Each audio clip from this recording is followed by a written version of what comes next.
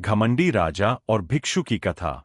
बहुत समय पहले एक राज्य में एक शक्तिशाली राजा राज करता था।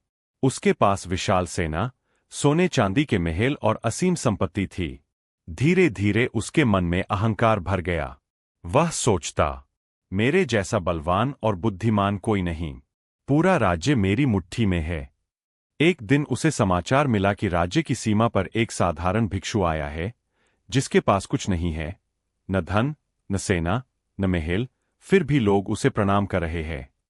राजा को यह बात पसंद नहीं आई। उसने आदेश दिया, उसे मेरे दरबार में लाओ। मैं देखता हूं उसमें ऐसी क्या बात है। भिक्षु दरबार में आया। उसके चेहरे पर अद्भुत शांति थी। राजा ने गर्व से पूछा, तुम्हारे पास क्या है जो लोग तुम्हें इतना सम्मान देते हैं? भिक्षु मुस्कुराया, मेरे पास कुछ भी नहीं है महाराज, और शायद यही मेरा सबसे बड़ा धन है। राजा हंस पड़ा, कुछ भी नहीं, यह भी कोई बात हुई। भिक्षु ने धीरे से कहा, महाराज, क्या मैं आपसे एक प्रश्न पूछ सकता हूं? राजा बोला, पूछो। भिक्षु ने पूछा, यदि आज मृत्यु आपके द्वार पर आ जाए तो आप अपने साथ क्या ले जा पाएंगे? दरबार में सन्नाटा छा गया। राजा का चेहरा बदल गया, पर उसने खुद को संभाला और बोला, यह कैसी अशुभ बात करते हो? भिक्षु ने शांत स्वर में कहा, मैं अशुभ नहीं कह रहा, मैं सत्य की बात कर रहा हूं।